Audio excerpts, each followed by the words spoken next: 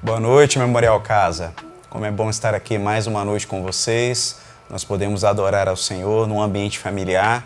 Eu espero que você esteja com o teu coração aberto, o teu coração preparado, porque a gente está se reunindo online, mas o nosso coração é do Memorial Casa. Então a gente está como família, como corpo de Cristo. Nós vamos adorar o Senhor, nós vamos dedicar os nossos dízimos e ofertas. A gente vai ouvir uma palavra e vai ser um tempo maravilhoso. Eu queria orar com você, se você puder fechar os seus olhos.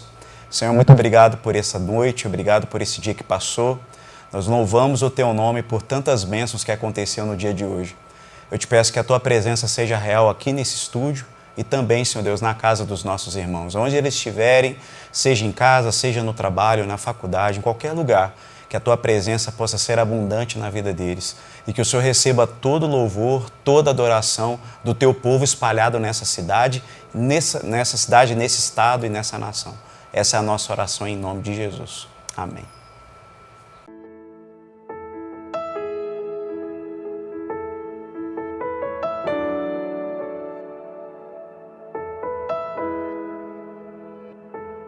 Pai nosso nos céus, santo é o teu nome. Venha a nós o teu reino, seja feita a tua vontade, na terra como é nos céus. Teu reino vem, na terra como é nos céus. Teu reino vem, teu reino vem, teu reino vem, teu reino vem.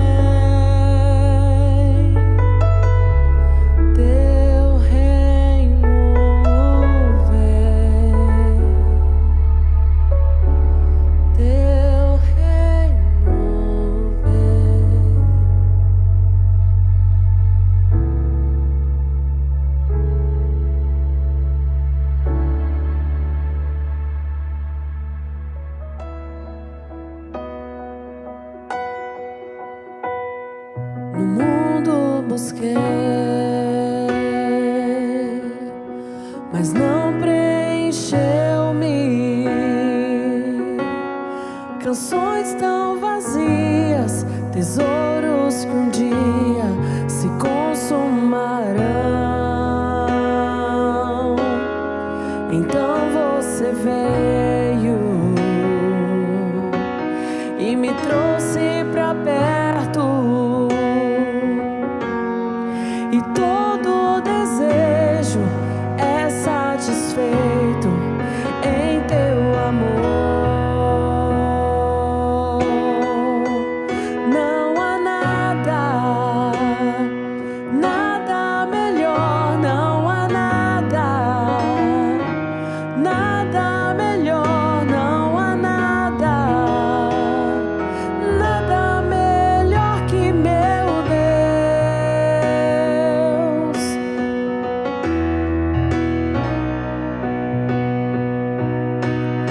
Eu não tenho medo de expor minhas fraquezas, defeitos e falhas. Não vou esconder, um amigo encontrei, o Deus das montanhas, é o Deus dos vales, e não há lugar que a sua graça não possa me achar. Não, não, não há nada, nada melhor, não há nada, nada melhor, não há nada, nada melhor que meu Deus. Não há nada, nada melhor, não há nada, nada melhor, não há nada, nada melhor que meu Deus.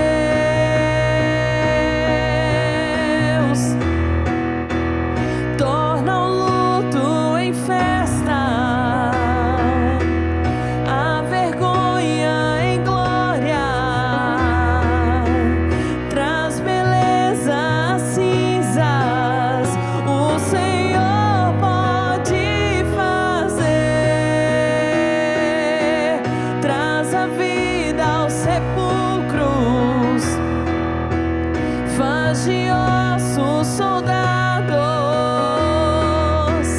faz no mar o caminho, o Senhor pode fazer, o Senhor pode fazer. Não há nada, nada melhor, não há nada, nada melhor, não há nada, nada melhor que meu Deus.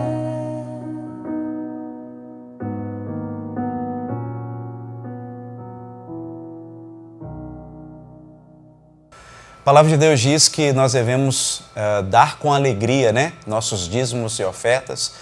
O apóstolo Paulo ele nos orienta a fazer isso. E eu queria te convidar a você nesse momento, a você separar o teu dízimo, tua oferta, dedicar isso ao Senhor com alegria. Não faça com peso ou com outra distração, mas faça com todo o seu coração, porque Deus ama o que dá com alegria.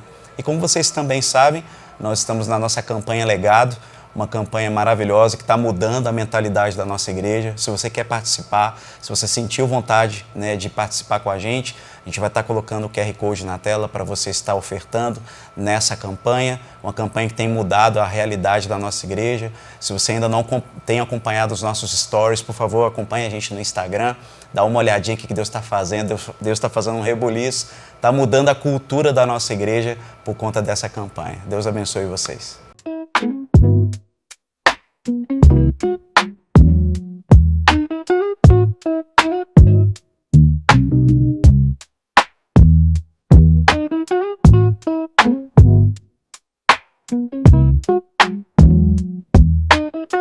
Thank you.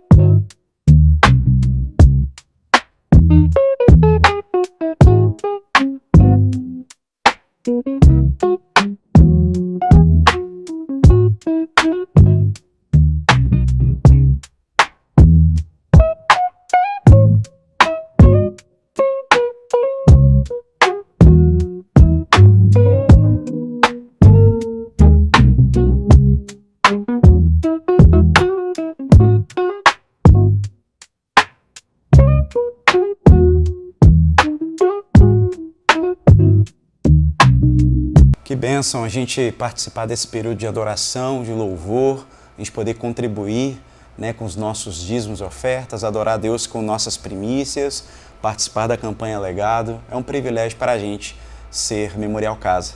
E eu gostaria de compartilhar com vocês mais uma palavra com vocês. É um privilégio para mim estar aqui de novo, poder compartilhar do que Deus está falando ao meu coração. E o meu desejo sincero é que nessa noite você ouça a voz do seu Pai. Sabe, Deus está falando com a igreja, Deus está falando com a gente precisa dar ouvidos ao que o Espírito Santo está dizendo à igreja. E eu quero começar essa reflexão te fazendo uma pergunta. Você já fez um voto? Você já fez um voto espiritual? E me veio ao coração falar um pouquinho desse tema, um tema bem esquecido, né? Quase a gente não ouve falar a respeito desse tema, mas é um tema totalmente bíblico e totalmente prático, né? Essa ministração, ela veio de uma leitura de um livro há muito tempo atrás, 5 votos para obter poder espiritual. Se você não conhece esse livro, eu sugiro você adquiri-lo, comprá-lo. Essa mensagem veio desse tempo de reflexão da palavra sobre esse livro. E aí eu gostaria de falar com vocês nesses próximos minutos sobre votos. E o que é voto? Talvez você pergunte aí, né? O que é voto? Para simplificar para a gente, o voto é uma promessa sua para alguém. Voto é uma promessa sua para alguém. Um bom exemplo de voto é quando um homem e uma mulher se casam. Quando eles se casam, eles fazem votos. Eles fazem uma promessa de fidelidade um para com o outro, né, em forma de demonstração de amor e de fidelidade. Então esses dois, né, esse casal, eles selam esse momento com uma aliança, que é o símbolo do voto. Algumas pessoas rejeitam essa questão do voto, né, porque eles entendem que é algo religioso, né, é um tabu religioso. As pessoas falam, não, a gente não pode fazer votos, porque os votos, se você quebrar o voto, você vai ter penalidades, né? Outros atribuem votos a determinadas religiões. Mas quando você passeia nas Escrituras, você dá uma folheada, principalmente no Antigo Testamento, você vai encontrar muitos homens e mulheres de Deus que foram dirigidos por votos, né? Por promessas, por alianças. Então, se homens e mulheres na Bíblia fizeram votos, nós também podemos fazer, não é verdade? Se homens e mulheres na Bíblia fizeram votos e conseguiram coisas da parte de Deus, por que nós não podemos fazer também? Observe que o salmista fala no Salmo 56, 12. Se você tiver com a sua Bíblia aberta, mantenha ela já aberta, porque a gente vai passear alguns textos bíblicos nessa noite. Olha o que o salmista diz. Cumprirei os votos que te fiz, ó Deus, a ti apresentarei as minhas ofertas de gratidão. Olha aí. Fazer votos a Deus é se aliançar com Ele em um propósito. Vou repetir essa frase. Fazer votos a Deus é se aliançar com Ele em um propósito específico. Todos os homens e mulheres que fizeram votos ao Senhor e os cumpriram com diligência, todos eles tiveram poder da parte de Deus. Não teve uma história bíblica de homens e mulheres que fizeram votos que não obtiveram da parte de Deus poder. E quando eu falo poder, meus irmãos, eu não estou falando de um poder natural. Eu estou falando de capacidade celestial. E quando eu falo de capacitação celestial, eu estou falando de unção. Você já deve ter ouvido isso centenas ou milhares de vezes, né? Quanta unção aquela pessoa tem. Nossa, fulano é ungido, né? Isso tem a ver com capacitação celestial, que tem a ver com votos espirituais que foram feitos. Uma caminhada que foi feita, essa pessoa e o Senhor, até ela chegar nesse nível com Ele. E o voto, ele pode liberar, sim, uma capacitação celestial sobre a sua vida. E se eu perguntar para você, né, talvez você pode digitar aí no chat, né, se eu perguntar para você, quantos gostariam de ter essa capacidade celestial? Eu duvido que você não vai dizer, eu. Eu quero ter a capacitação da parte de Deus. Todos nós queremos. Mas a questão aqui não é se você quer ter esse poder, mas o que você está fazendo para ter esse poder do alto. Você quer o poder, mas o que você está fazendo para receber da parte de Deus esse poder? Porque a grande verdade, meus irmãos, é que sem esse poder de Deus, nós não temos essa capacitação celestial. E sem a capacitação celestial, nós não temos nenhum avanço em nossas vidas. O apóstolo Paulo, lá em Efésios, capítulo 3, verso 20, diz: aquele que é Deus, que é capaz de fazer infinitamente mais do que tudo que pedimos ou pensamos, presta atenção, de acordo com o seu poder que atua em nós. A Ele seja a glória na igreja em Cristo Jesus por todas as gerações, para todos sempre. Amém. Olha que interessante. O apóstolo Paulo está nos dizendo na carta aos Efésios que Deus atua em nós através do seu poder. Sim, o poder de Deus é a forma que Deus escolheu para atuar em nós e através de nós.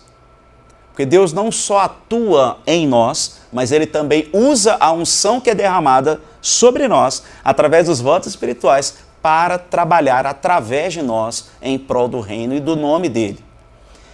E muito mais do que a gente possa pedir ou pensar, como o próprio texto diz, esse poder vai gerar em nós um novo reavivamento pessoal dentro do nosso coração. É só você olhar para a vida de Ana. Quantos aqui conhecem Ana, mãe do juiz Samuel? Ela era estéril, incapaz de gerar filhos, e ela era humilhada por sua rival, a Penina, né? Aquela complicada lá, aquela senhora complicada. Ana estava sempre triste, amargurada, né? E nem Eucana, que era melhor do que muitos filhos, poderia consolar o coração de Ana, por melhor que Eucana tratasse Ana bem. E diante dessa incapacidade humana, Ana decide recorrer ao Senhor. Veja o que a Bíblia diz em 1 Samuel capítulo 1, 10. Ela, pois com amargura de alma, orou ao Senhor e chorou abundantemente.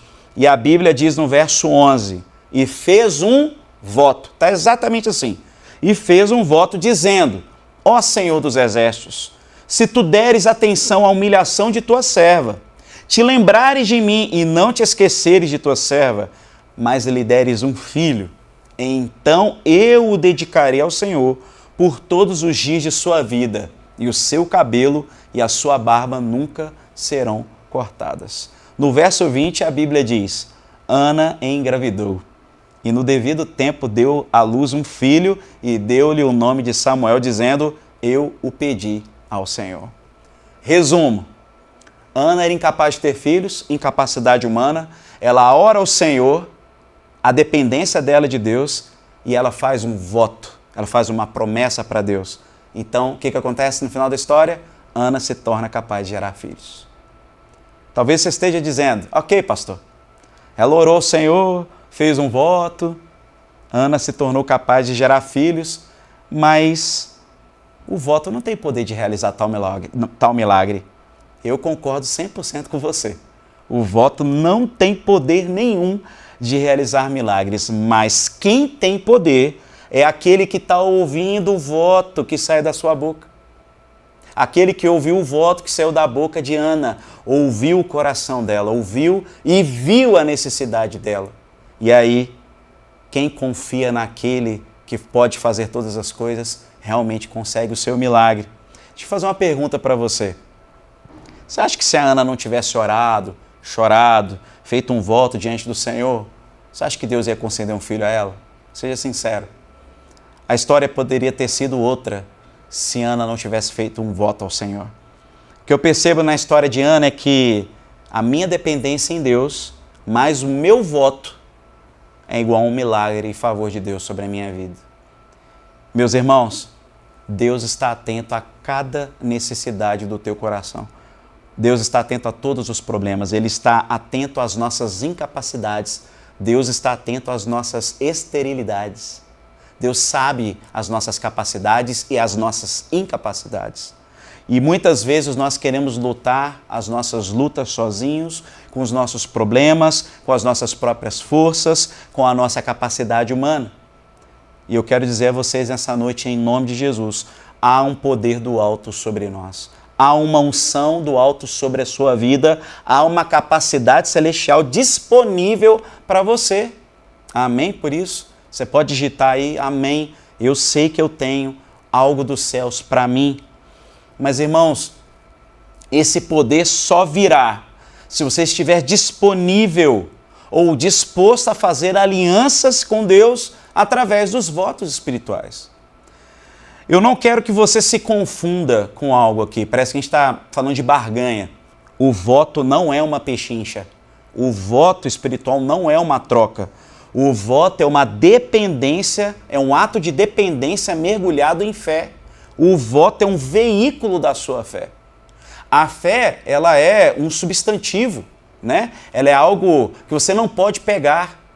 Mas o voto é algo, né? É quase um verbo. Fazer um voto é quase uma ação. Então é importante que você distingua fé de obras, né? Tiago vai dizer que fé sem obras é morta, ela não tem valor nenhum. Então o voto nesse contexto é a sua fé materializada, é a sua fé declarada em atos. E por mais conceitos que a gente compartilha aqui com vocês, né? A gente pode estudar aí sobre votos, pegar do grego, do hebraico, fazer aquele estudo todo teológico. Não tem uma fórmula de fazer votos. Não existe uma receita de bolo para você fazer isso. O que a gente pode fazer é olhar para esses homens e as mulheres como Ana na Bíblia e obter deles alguns princípios. E eu queria, antes da gente, né, isso aqui é apenas a introdução, antes da gente ir para o restante da ministração, eu quero trazer um ponto de atenção aqui. Fazer um voto a Deus é algo muito sério, é algo muito perigoso. E eu queria compartilhar com vocês o texto de Eclesiastes, no capítulo 5, verso 2 a 7. Olha o que o Salomão fala. Não seja precipitado de lábios, nem apressado de coração para fazer promessas diante de Deus. Deus está nos céus e você está na terra. Por isso, fale pouco. Das muitas ocupações brotam sonhos, do muito falar nasce a prosa vã do tolo. Quando você fizer um voto, cumpra-o sem demora, pois os tolos desagradam a Deus. Cumpra seu voto. É melhor não fazer voto do que fazer e não cumprir. Não permita que a sua boca o faça pecar, e não diga ao mensageiro de Deus: o meu voto foi um engano. Por que irritar a Deus com o que você diz e deixá-lo destruir o que você realizou? Em meio a tantos sonhos absurdos e conversas inúteis, tenha temor de Deus. Uau! Eclesiastes, capítulo 5, verso 2 a 7. Tem tanta riqueza nesses 5 versos que daria uma pregação só isso aqui, né? Mas, irmãos, de fato fazer votos requer um empenho, um esforço muito grande para a gente cumprir eles.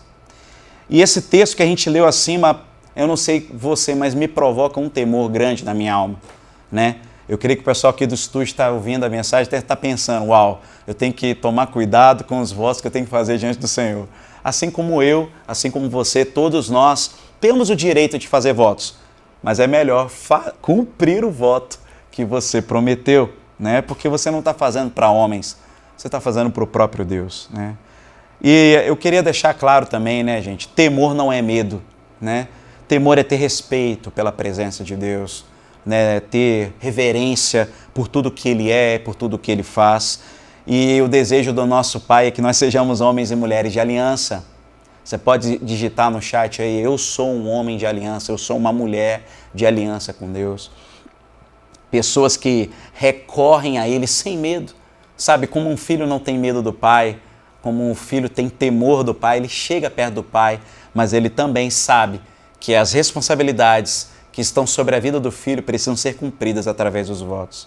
E a gente sabe também que a gente é falho, né? Se você falhar no voto, se humilhe diante da potente mão de Deus e no tempo certo Ele vos exaltará. Se arrependa, começa de novo, mas lembre-se sempre dos votos que você fez, né? Se lembrar desses votos vai te ajudar a harmonizar o teu coração com a vontade de Deus, descrita na palavra, de onde flui, né, o trono de Cristo está sentado à direita de Deus. E esse caminho para obter o poder espiritual. Foi o mesmo caminho que Ana descobriu e é o caminho que nós estamos aqui estudando nessa noite. Eu gostaria de compartilhar com vocês rapidamente 5 votos espirituais para você obter poder da parte de Deus. E minha oração é que você gradualmente assuma esses compromissos com o Senhor. Vamos lá? Tá com a caneta aí na mão?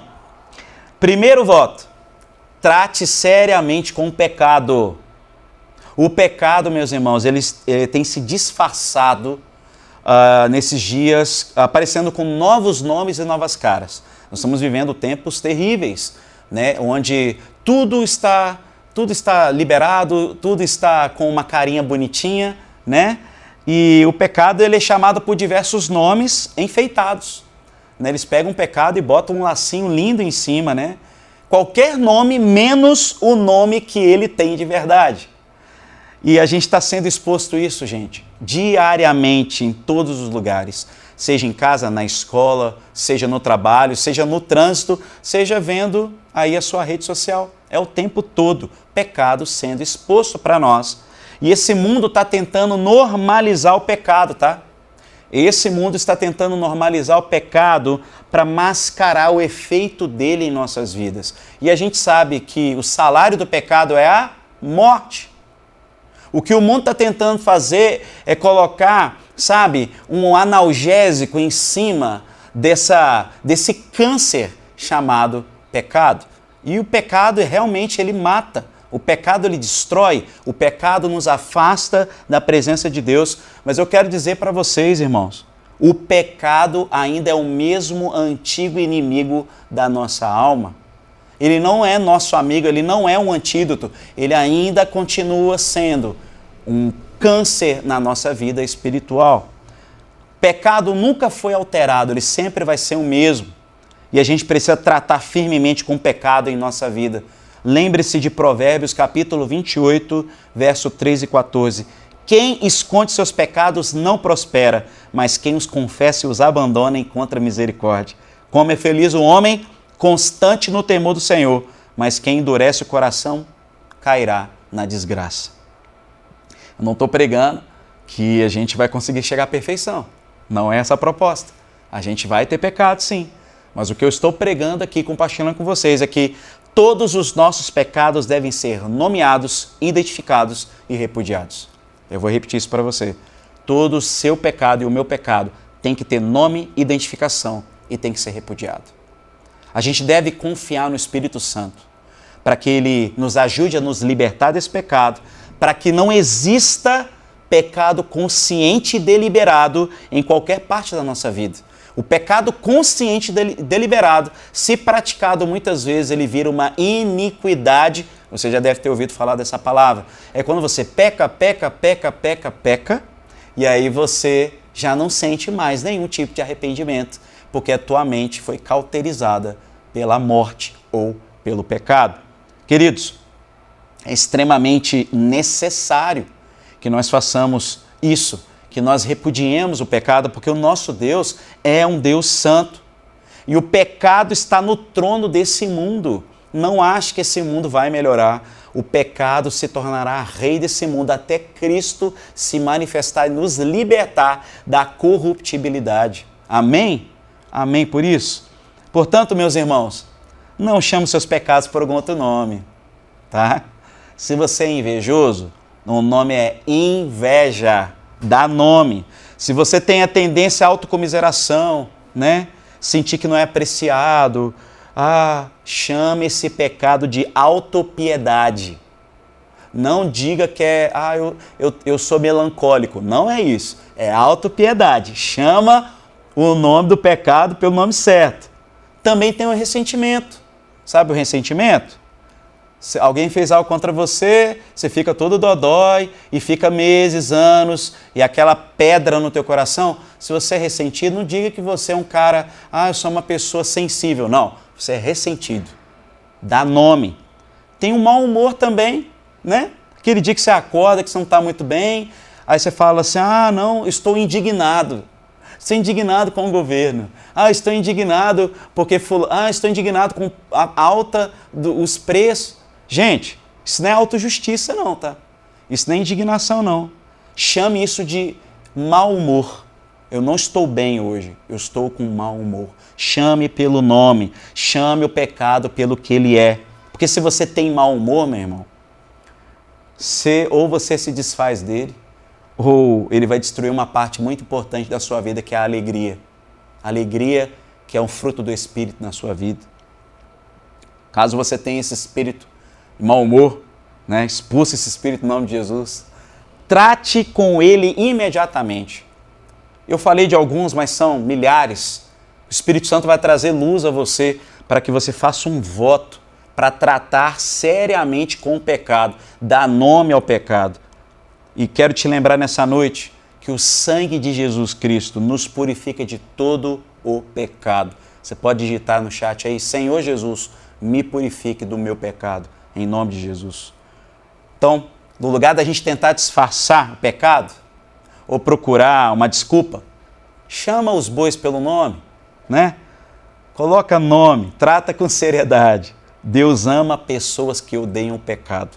Deus ama pessoas que odeiam o pecado como Ele mesmo odeia. Segundo voto, para a gente obter poder espiritual, não seja dono de não seja dono de nada, não seja dono de coisa alguma. Peraí, pastor, como assim? Não ser dono de nada? Como que eu não vou ser dono de alguma coisa? Calma, irmão. Não ser dono de alguma coisa não quer dizer que você não possa possuir coisas. O que eu estou dizendo é que nós devemos ser libertos do desejo desenfreado de possuir as coisas.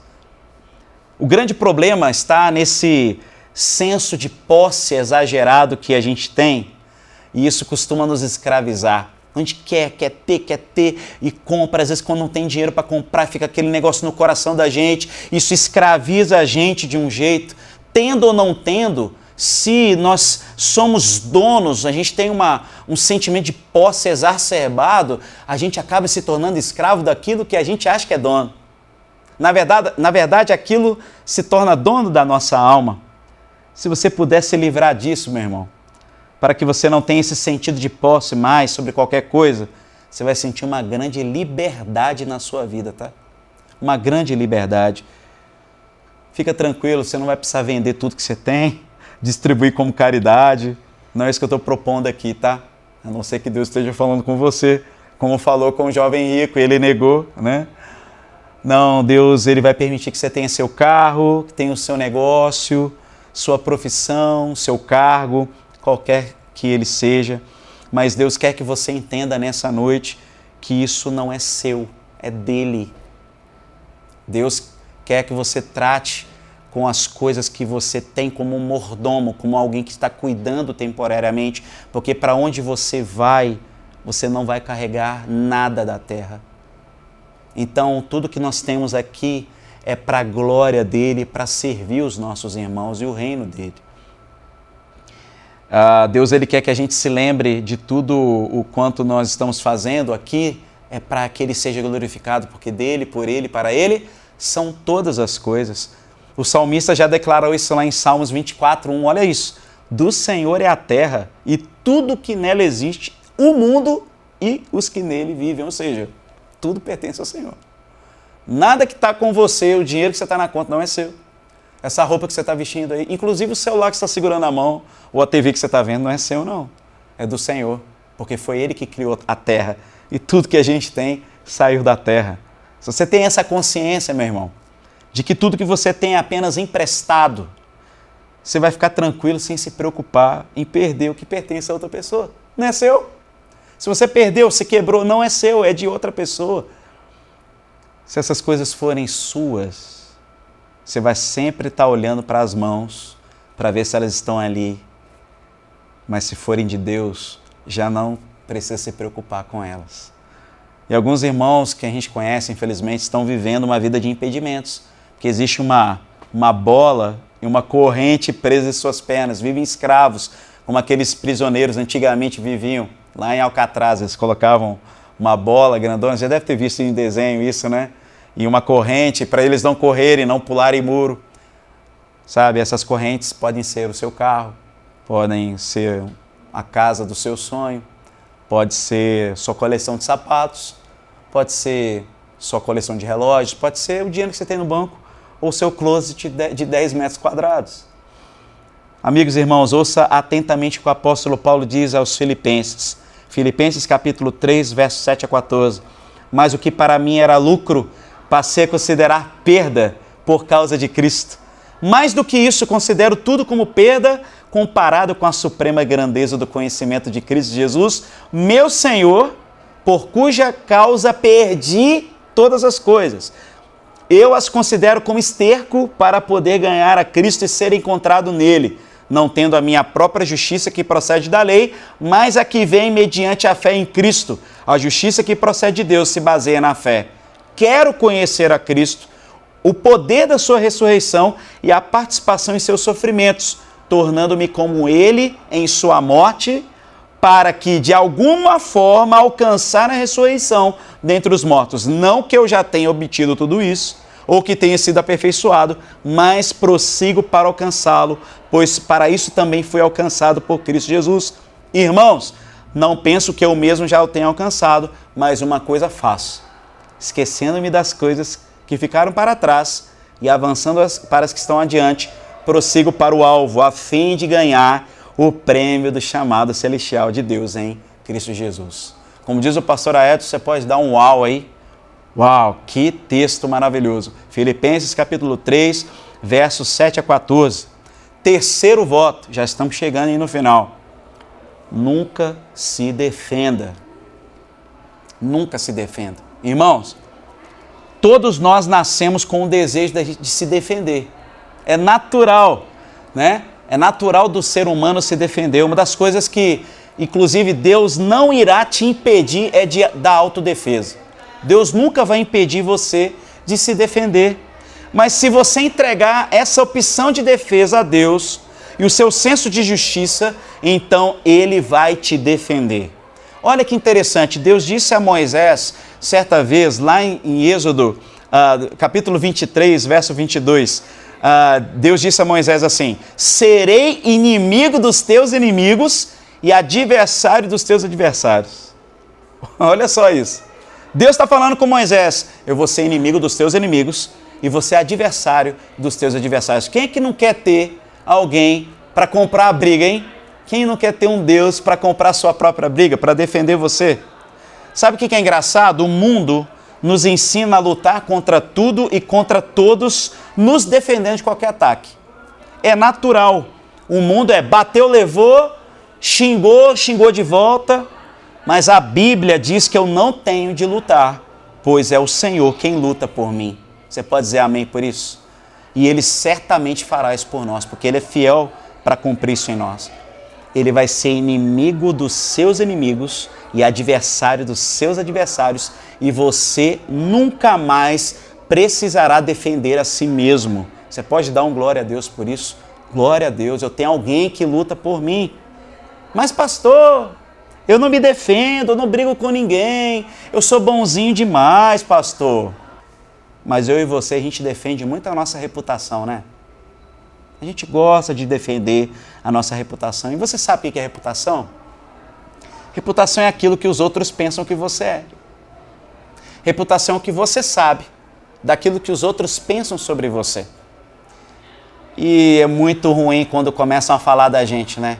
É muito ruim quando começam a comentar, quando, sabe, começam a fazer aquele burburinho a seu respeito, você se sente mal, né? E aí a tentação é correr para acabar com esses comentários, né? Buscar soluções, estratégias para encerrar aquele episódio onde você é o centro dos comentários.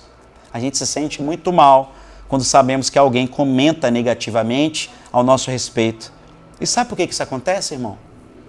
Estava pensando nisso. Sabe o que Deus falou no meu coração? Porque a gente tem amor próprio.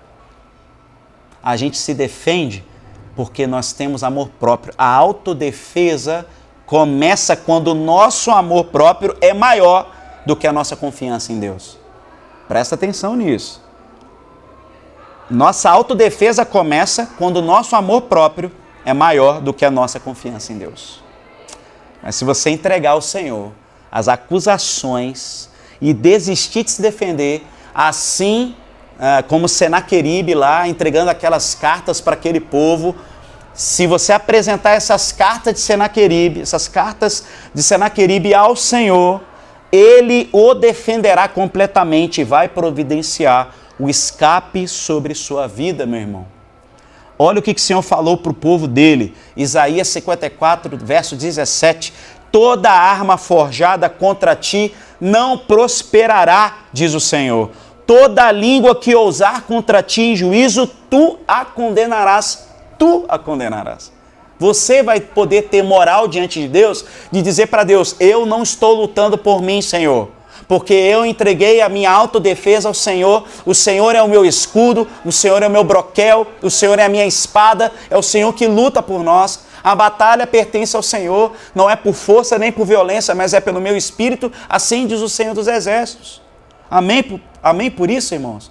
Glória a Deus. Eu vou ler para vocês uma história rapidinha de um homem chamado Henry Suso. Henry Suso foi um grande crente dos dias passados, teólogo e um grande pensador de seu tempo. Um dia ele estava buscando ao Senhor e se comprometeu a ser um filho dedicado ao Senhor. Quando Henry começou esse novo tempo em sua vida, algumas pessoas começaram a contar histórias más sobre ele, do passado dele, começaram a falar das atitudes que ele estava tendo, que ele era falso, que aquilo ali era fogo de palha. E isso entristeceu muito Henry. Ele chorou muitos anos, essas lágrimas amargas, e sentiu uma mágoa muito grande no coração por aquelas pessoas. Então um dia, é muito interessante essa história, um dia ele estava olhando pela janela e viu um cachorro brincando no terraço. O animal tinha um trapo, um pedaço de pano, que jogava por cima, sabe quando o cachorro começa a brincar? Pegava o trapo, balançava a cabeça, jogava o trapo para cima, tornava a alcançá-lo de novo, rasgava o trapo com os dentes, corria, jogava, enfim, deitava e rolava com o pano. Então, nesse momento, Deus disse a Henry Suso o seguinte, aquele trapo é a sua reputação, e eu estou deixando que os cães do pecado rasguem a sua reputação em pedaços e a lancem por terra para o seu próprio bem. Um dia desses, as coisas mudarão. E as coisas mudaram para Henry. Pouco tempo depois, aquelas pessoas que estavam atacando a sua reputação ficaram confundidos, porque o Senhor colocou esse homem em um lugar de autoridade em seus dias, e ele se tornou uma grande bênção, uma referência de vida cristã até os dias de hoje, para aqueles que cantam seus hinos e leem as suas obras. Talvez você esteja passando por essa mesma situação do Henry.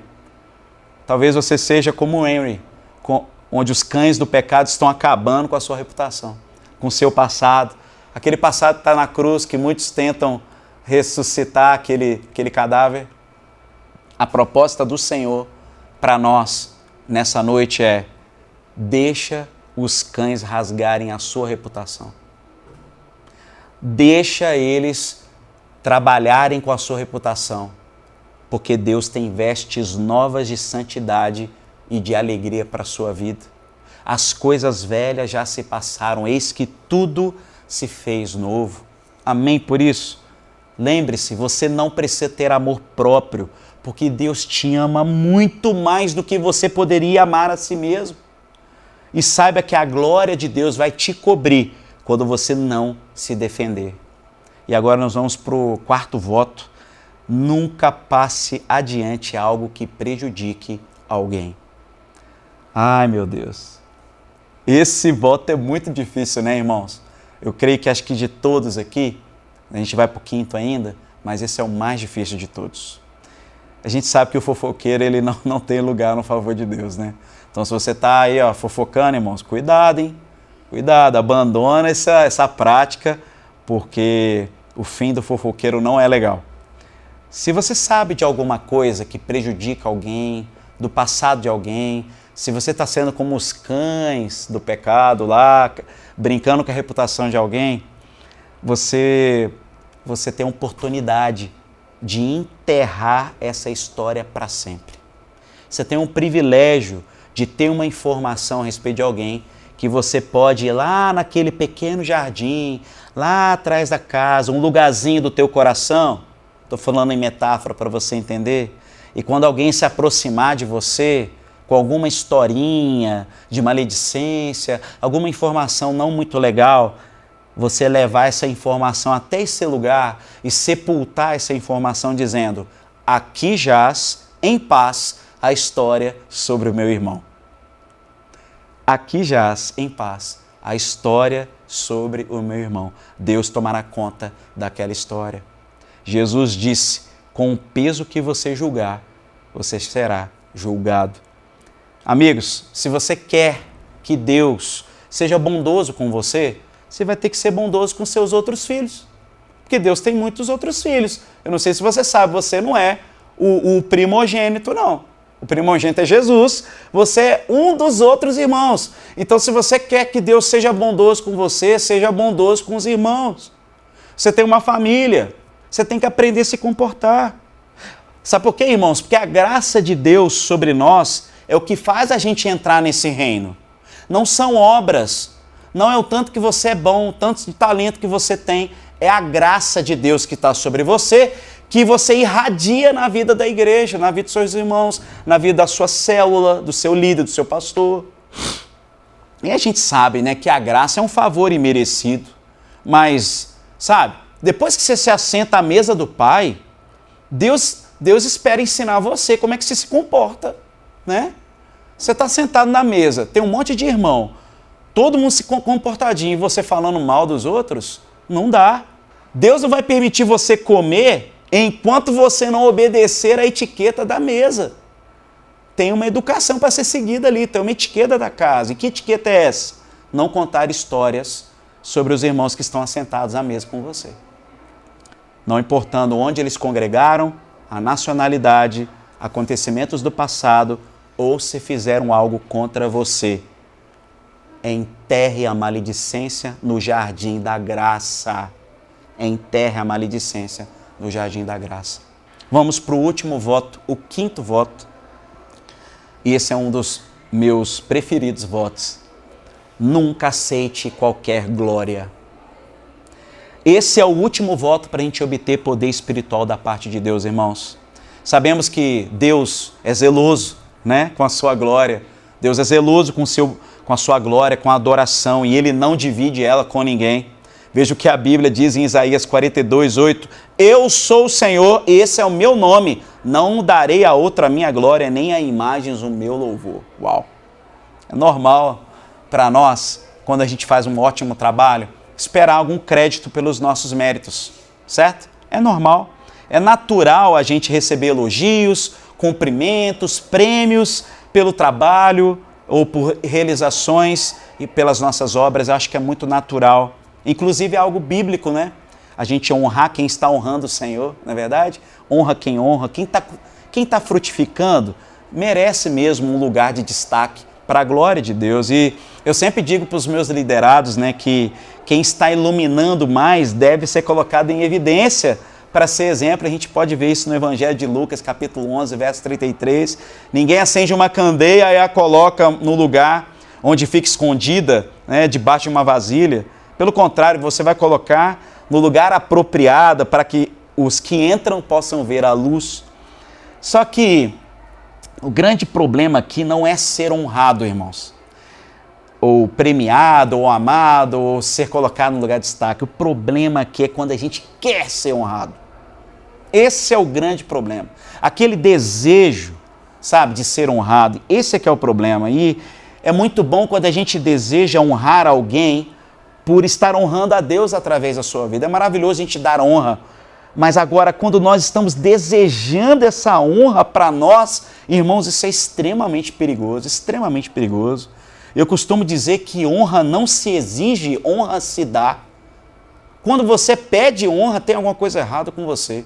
Agora, quando você está dando honra, você está sendo bíblico, você está sendo, sabe, espiritual, você está fazendo um voto ao Senhor. Pensem comigo, irmãos. A candeia, ela não tem luz própria.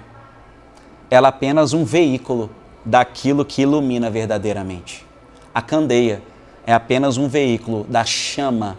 Então ela não está honrando a si mesma, ela está apenas iluminando ou sendo instrumento para a iluminação daquele ambiente. Então, meus queridos, buscar reputação, sabe? Eu quero ter uma boa reputação dentre os homens, eu quero ser honrado. É um poço sem fundo, tá?